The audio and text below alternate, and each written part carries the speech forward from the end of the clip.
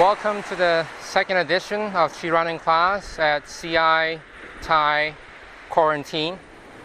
We're on the beautiful island of Koh Chang. And yesterday we were talking about some basics for Chi running. My proposal to run on the beach, barefooted as you can see.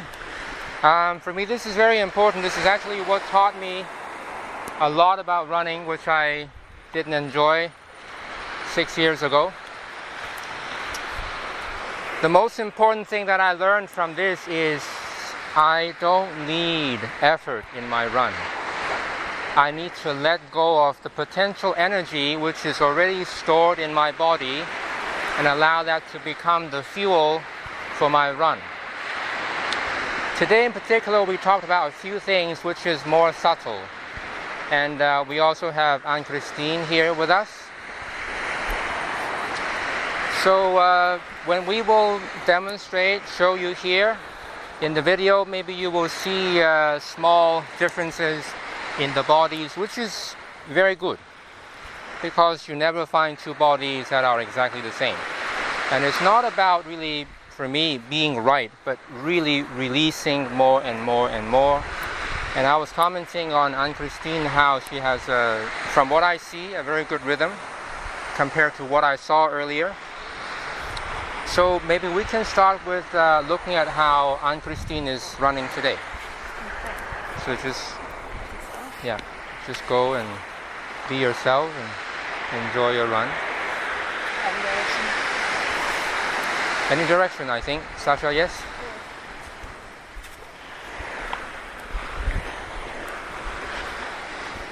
Noticing the movement in the spine, in the pelvis, in the shoulders. They're all well coordinated. Now the twist of the pelvis is very personal. You will also notice differences possibly in the female body and the male body, and also actually that also will be different depending on the stride. Let's see Anne-Christine on her way back.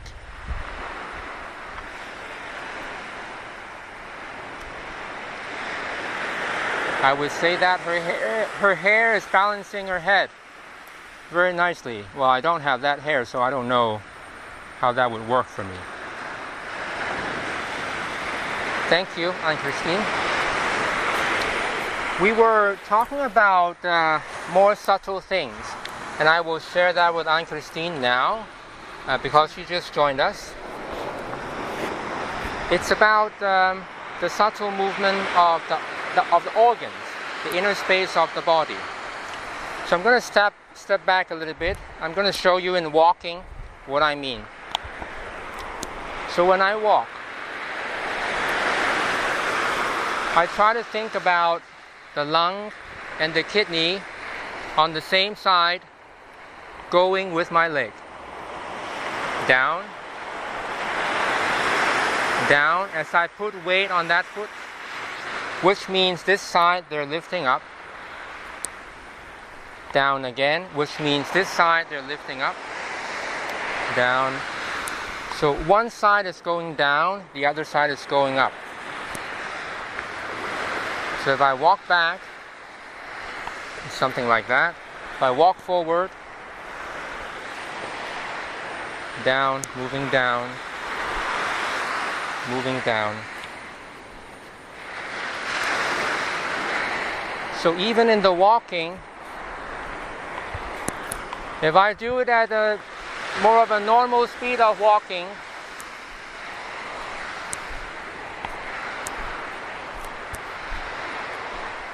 you will see the shoulder movement. If I take the axis of the shoulder and put it on a pivot like this, you will notice the shoulder axis pivoting not only this way, it's a little bit of play, forward and backward, upward and downward, and of course also in rotation. If I turn a little bit my body and show you diagonally how I walk, you can see what I mean.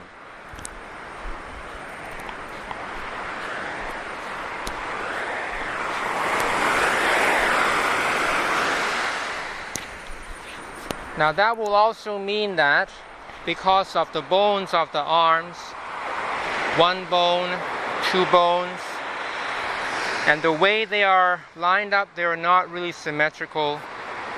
So we think about it, the arm swing naturally produces some kind of spiral.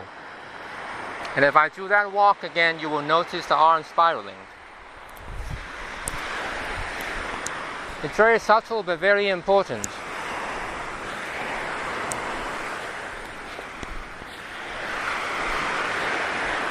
So my backward arm almost swings in such a way that the humerus externally rotates.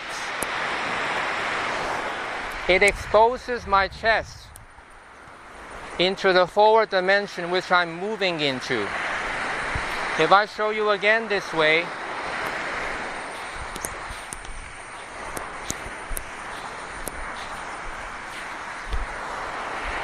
and if I show you again this way, you will see that the arms, they don't swing on the outside.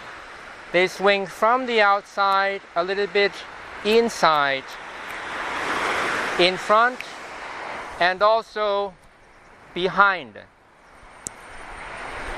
So this is me walking towards the camera.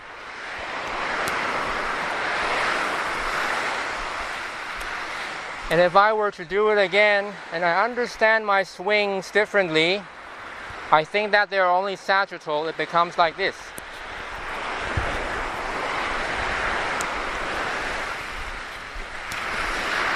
My spine becomes locked. Watch again. If I think my arm swings are purely sagittal,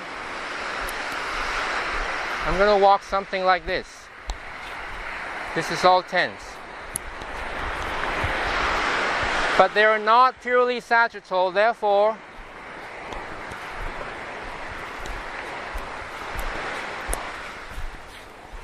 it's a small difference. But if you have this kind of a walk, you will suffer in your run.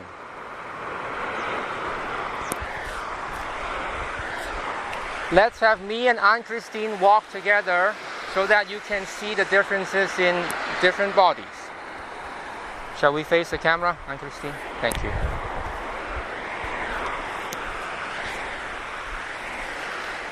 So we just walk slowly towards the camera. Yeah, here we go. Closer. Uh-huh. Yeah, okay.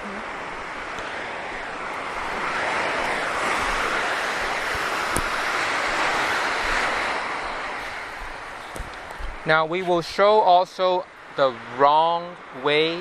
I put it in quotation marks. Let's do it imagining the arm swings are purely sagittal, so they don't come in towards the midline whatsoever. And feel what happens in the body. Ready? Mm-hmm. Let's go. And go.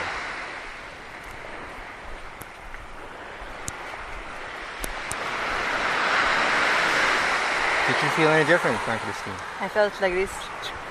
There's a tension, yes? So the next important thing, notice the subtle movement, not only of the lung and the kidney on the same side as the leg, moving down as I put weight onto the foot, and up as the foot comes into the air, but also from the arm swings, how the lungs are moving around the heart. Now, for relative easy understanding, I propose for us to imagine the heart is in the middle and the two lungs are moving around the heart. With my arm swing.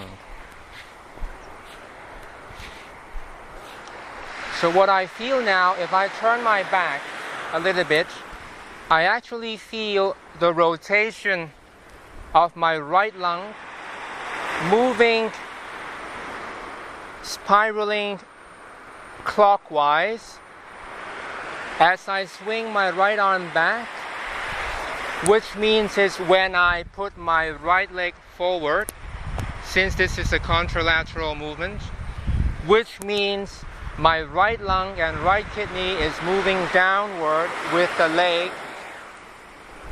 Since the pelvis is going through a swing phase and is not supported by the actual bone structures of the leg, therefore there is a lowering. Now with all of that, the back of my lung, right lung, comes lower. From the diagonal of the contact surface between the lung and the heart, my heart gets a little bit of a lift. That's from the right side. The left lung, when I swing my left arm to the back, which means my left leg is moving forward, the left lung spirals counterclockwise. Now that will be done together with a little bit of lowering in the back of the lung, in the back of the ribs. Therefore, it gives my heart from the back side a little bit of a lift. Now if we put the two together, you will see this.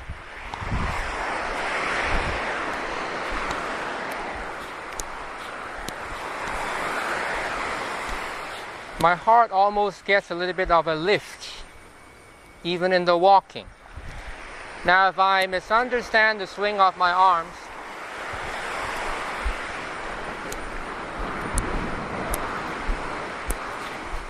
the lift is gone. Some people like to run by swinging the arms forward forcefully. If I walk like this, by swinging the arms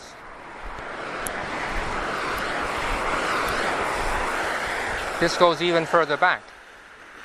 If I take this into a run, look at my posture. If I run with this posture, there is too much pressure in this whole cavity. It would be very difficult for me to breathe because when I run I need more air, right? That's basically a known truth. So I need to be able to somehow maximize the volume. It's called the vital volume, right? Somehow I need to be maximizing this so that it will work for me better in my run. So let's see in different bodies. We're going to walk away from the camera, and when you look at us walking, try to see if you can pick up on that lift from the back sides of the lungs, and imagine how the heart would be pushed a little bit up and forward into space. Okay, Anne-Christine, we're gonna, with the back face the camera and thinking about all of that from the organ support, we're gonna walk forward and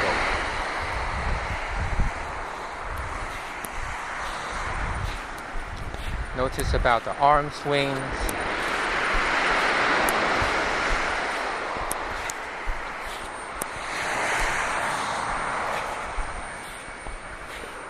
Leg swings. Good. You will notice with a little bit of lift in the heart, it actually makes it easier to relax the legs. You don't have to care about the legs so much. This little lift that you feel is going to help you in your run. Now we're going to walk back. And we're going to talk about something very important, because in the run, obviously you have to somehow pick up your leg higher. Now I know some people, they train like this. Now we're going to talk about the leg movement, the leg coordination. Obviously it's very important for the leg to be able to come up high in the run. Imagine if I run without being able to pick up the legs, I'm probably going to be running like that, and of course that's inefficient. So how do we pick up the legs? You see people, I'm going to bring this out so I can show it. You see people training like this.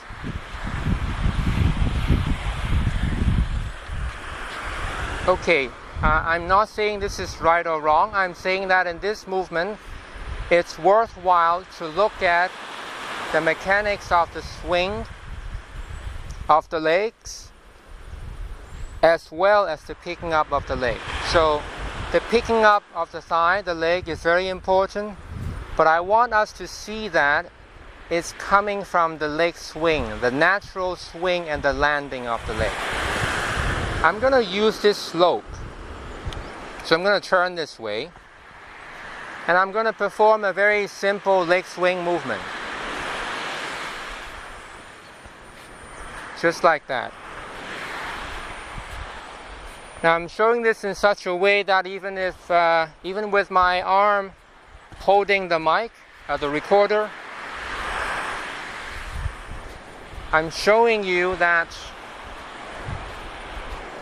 there is a swing, which is actually translated back into the body. If I do it slowly, you will see it's actually coming from a rotation. So if I do this slowly, which means I basically take away the swing component, this is what I have. And if I slow it down some more, you see a clear spiraling rotation in the trunk. Now if I put the swing back in,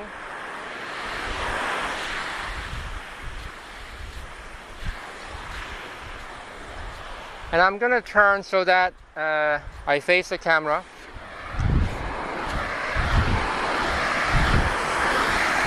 See my arms? They're on the midline.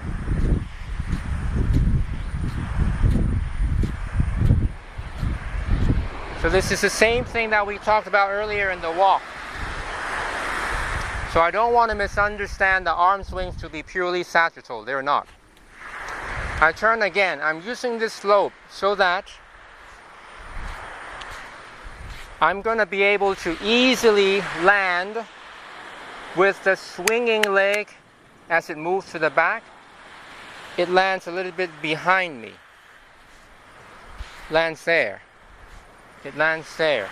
And as you can see from what I'm showing, the moment when I land, this foot already comes up. So for me,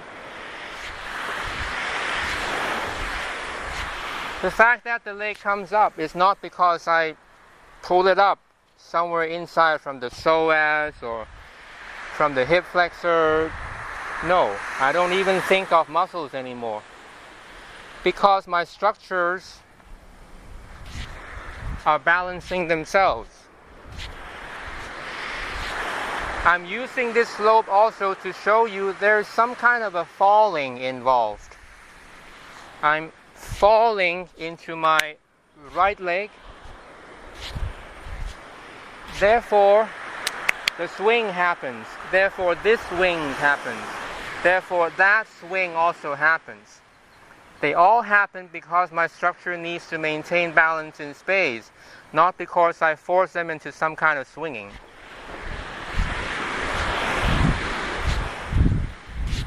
So if I take out any one of the swings, let's say if I take out the swing of the right arm, I'm not going to be able to balance. I need everything. If I take out the swing of the left arm, I'm also not going to be able to balance. So what I'm trying to say is the swing is not coming from force. It's coming from the natural balance of your structure.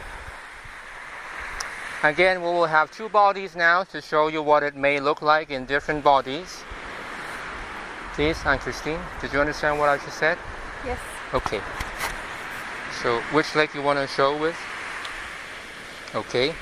So we start with a few swings. Mm-hmm. I think it may be better if I'm a little bit here, maybe, yes?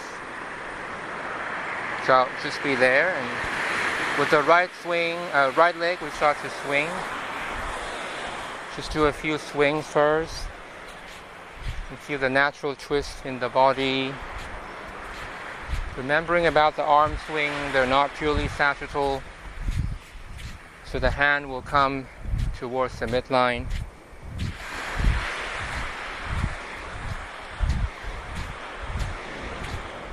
Now let's try to land with the right foot a little bit behind and right away pick up the left foot and go.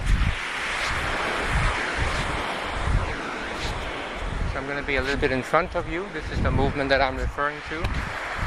So here's the swing.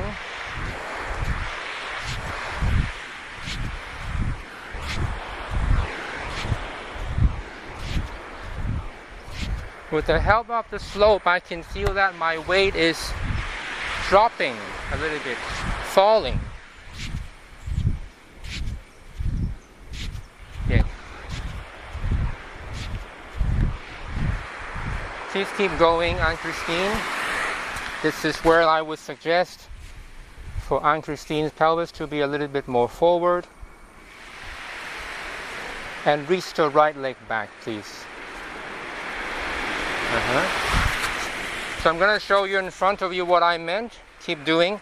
I'm seeing almost that. I'm exaggerating. I want to see that. I'll show again. I'm seeing a little bit of that.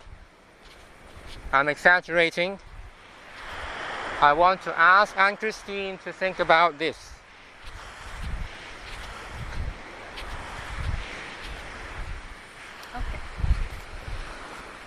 Yes. Yes.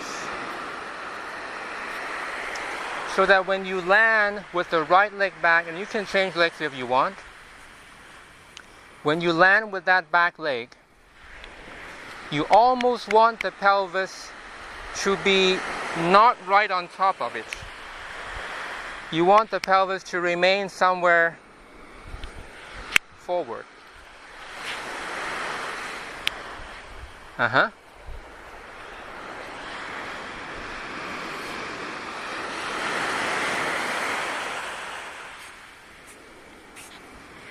Yes. Yes. So I'm going to show you here. You swing your left leg. We do together. So when I land with that back leg,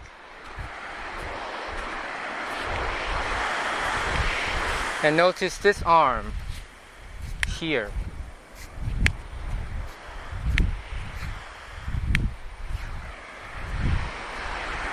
So instead of there, I am.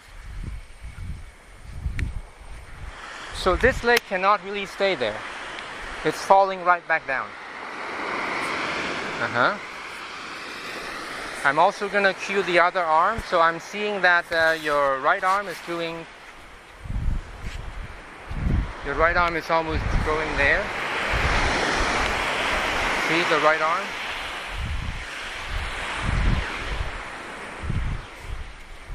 See what happens if you pick that up.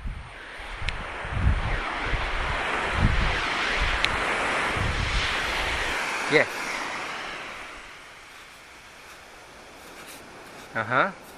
You get a more thrust, right? Good. You can change sides whenever you want.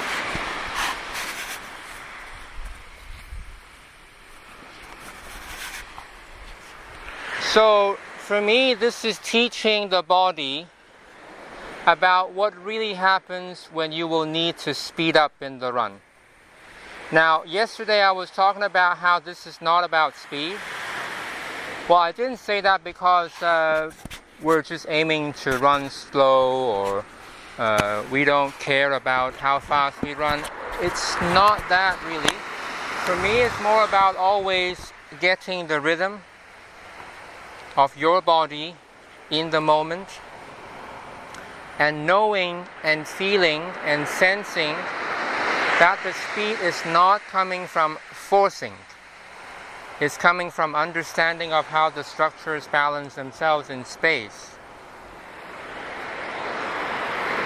The next thing, which Anne-Christine already knows, is about contact with the floor. And I was using imagery quite often the past few days, thinking about the sand being very hot. Now, what does that really mean for me? So I'm not running yet.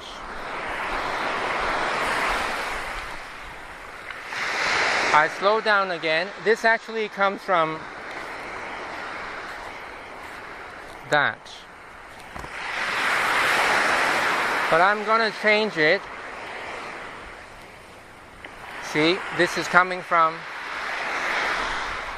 that. It's all the same. Watch again. So you know this by now. I make it smaller. You know this by now, what we did earlier. I just made it smaller. Now I'm going to do this and pretend that the sand is hot.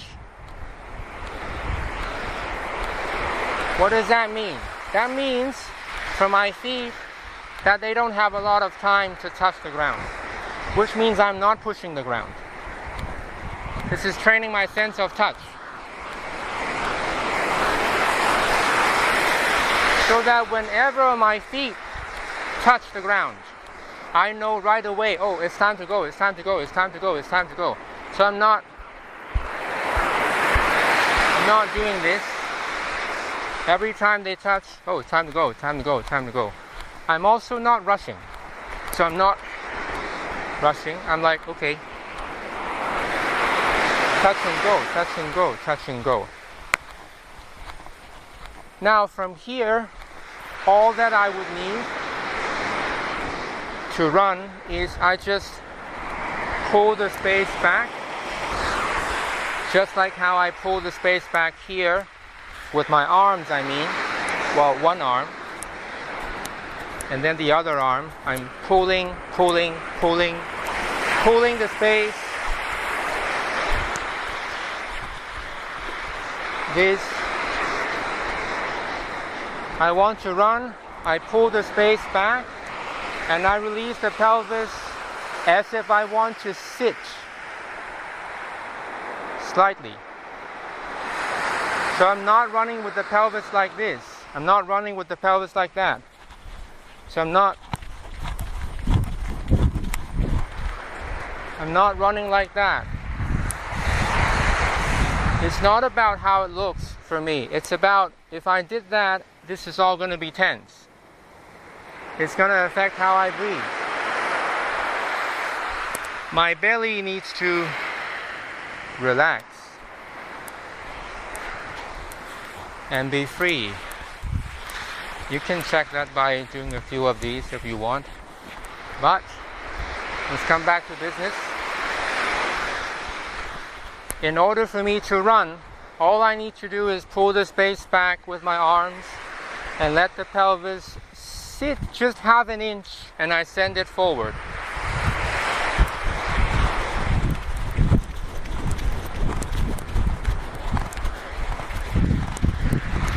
I run this way,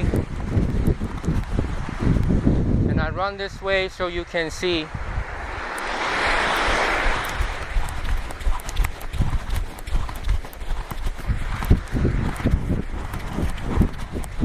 The body is relatively upright,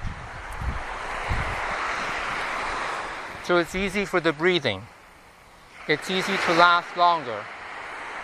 And for me to last longer doesn't mean, oh, I keep looking at the watch, how many minutes. No, I usually don't look at the watch much. You notice I have a very simple watch, not the very high-tech ones, with the heartbeat and all of that. For me, that's not so important. So I would say that was a good second online class for our Chi running at CI Thai Quarantine 2020. Thankful to be here with beautiful people.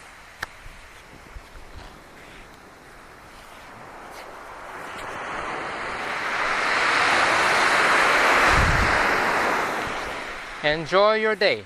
You can always train the run. Even if you're indoors, just work with the form. Work with the simple things. It's already very good. Thank you. Bye bye.